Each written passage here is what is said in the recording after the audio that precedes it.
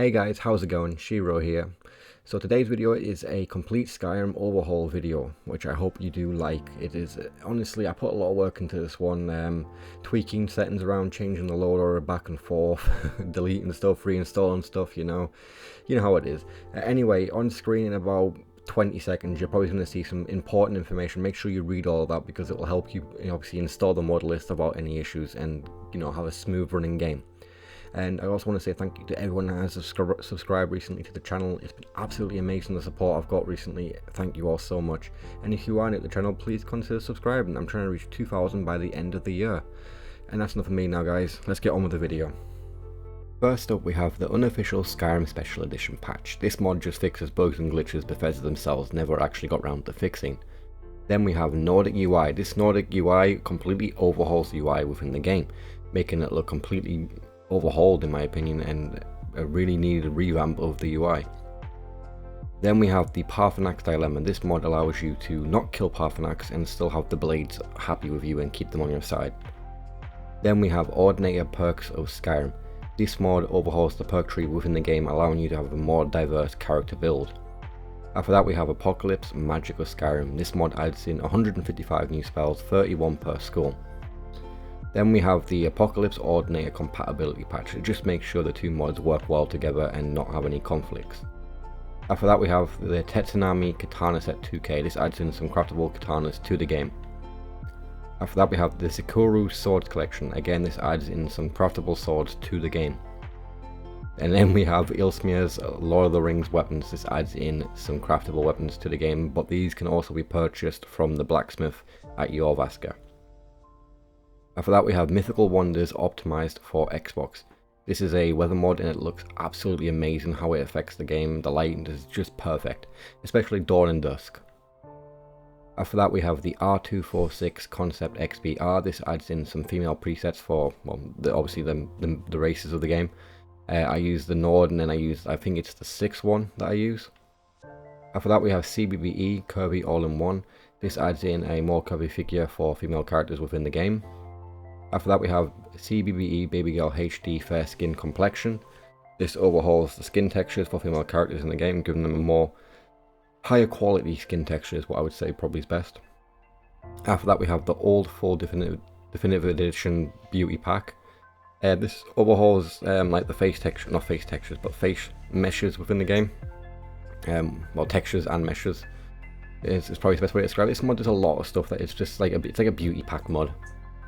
After that we have girly animation. This just adds in girly animations for female characters so they don't walk like men.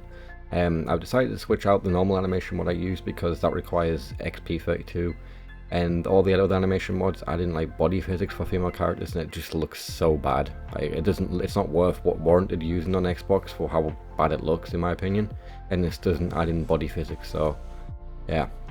After that we have Pauli's Art 2 Remix. This is like an SMIM pack type thing, and is required for the next mod, which is Pauli's Ultimate Skyrim All-in-One. I've got to say I'm quite happy with a lot of the choices that Pauli's used for this mod pack. I probably would have toned down the grass a tiny bit in some areas because it does like drop a couple of frames in very dense trees and grass areas, but apart from that it looks really nice and it's a good little pack. In this pack you'll get trees, grass, all textures and water as well, and probably even more that I just haven't fully read on, to be perfectly honest, but it looks amazing. And after that we have landscape fixes for grass mods. Obviously this had to have gone lower down than where I normally put it in my load orders because obviously Pauli's does include a grass mod. So landscape fixes for grass mods, just make sure grass doesn't poke through areas where you don't expect to see it. Like in the picture you can see it poking through that well. This mod will fix that so you don't see that type of stuff. After that we have Liam Wolf's Better Shaped Weapons. This makes the weapons look a bit better in design, in my opinion. After that we have Real Bows 1K. Again, this remeshes and retextures the bows within the game, giving them a new look, and they look absolutely stunning in my opinion. After that we have Uniques. This overhauls the unique weapons within the game, giving them a more unique look. After that we have Kira's Skimpy Outfits CBE Curvy. This obviously redesigns the armors for females within the game to be a bit more skimpy in design. Obviously if you don't want the skimpy outfits, just don't download this mod and you're good to go. After that we have Emidian Born Book of Silence. This mod retextures all arms within the game, and I'm pretty sure all weapons within the game, so yeah, it does. And it also does some unique items too, which is really nice. After that we have El Sopa Shields Redone Part 1. I can't wait for Part 2 when he finishes them all off, because these, or she, these look absolutely incredible. These shield designs are amazing. They're really good. After that we have Dedicated Follower of Fashion. Finally managed to find the 4-in-1 mod after searching a lot of times. The way I managed to find it was searching just of fashion instead of follower of fashion. Yeah, but nice little mod, compacts all of the fashion of followers mods in one little package. After that we have Bitchin' All-in-One. That is how it is pronounced apparently. Weird way to pronounce Bitchin', but yeah. This overhauls or redesigns some female characters within the game, giving them a new look and more up to date for like a modern game in my opinion. After that we have Bitchin' All-in-One and Unofficial Skyrim Special Edition patch. Just make sure the two mods are compatible with each other. Then we have Eyes of Your Soul. This is an eye retexture mod, and the eyes look absolutely incredible in a bunch of different options.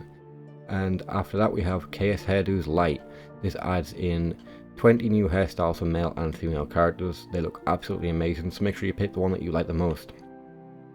After that we have JK's Whiterun Outskirts. This overhauls the outskirts of Whiterun, giving it a bit more life to it. Then we have JK's Whiterun Outskirts and Unofficial Skyrim Special Edition patch. It just makes sure the two mods are compatible with each other.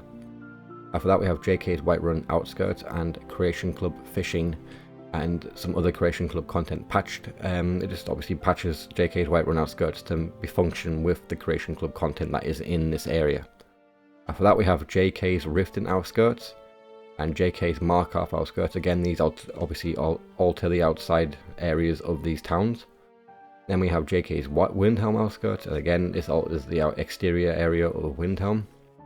And then we have JK's Windhelm Outskirts Unofficial Skyrim Special Edition patch. Again, just make sure the two mods are compatible with each other. Then we have JK's Windhelm Outskirts and Creation Club content again. So whatever content that is Creation Club obviously will be patched with this mod. After that we have JK Skyrim All-in-One. This overhauls the major towns and smaller villages of the game, giving them more clutter and making them feel more lived in my opinion. After that we have Cities of the North All-in-One bundle. This overhauls a few of the, I wouldn't say like smaller cities, but they're not like smaller towns, but it's the smaller cities, like out of the big like faction cities, like Dawnstar, Morfall, Falkreath and Winterhold. You know, they're not like the size of Whiterun and stuff like that, but they're not the size of Dragonbridge, if you get what I mean. After that we have Cities of the North All-in-One Anniversary Creation Club content patch, so obviously a patch for all the Creation Club content, so if you have it, you need to download this mod. After that we have Cities of the North All-in-One JK Skyrim patch. Obviously it just makes sure the two mods are compatible with each other. Then we have Whiterun, the City of Trees Light. This adds trees into Whiterun, which can be viewed from inside and outside the city with fully generated LODs, and they look absolutely incredible. The only downside to this is if you are using this with JK Skyrim, outside the Banned Mare there is a tree that is blocking a ramp that's been added by JK Skyrim. So if you do not like the fact that that's been blocked off, just remove this mod and then you're good to go. But for me, it's not a game breaking thing or a big deal in my opinion. So I just leave it in there, you know. After that we have Wildcat Combat of Skyrim. I know there's some amazing combat mods out there, but I wanted to go for something simple this time, and Wildcat hits the spot. It's got a nice little injury system, and it really is good, and especially small in size. And yeah. After that we have Bellafor's sister. I know I'm going to annoy some people here that are like, he doesn't have a sister, it's in the lore. I don't care.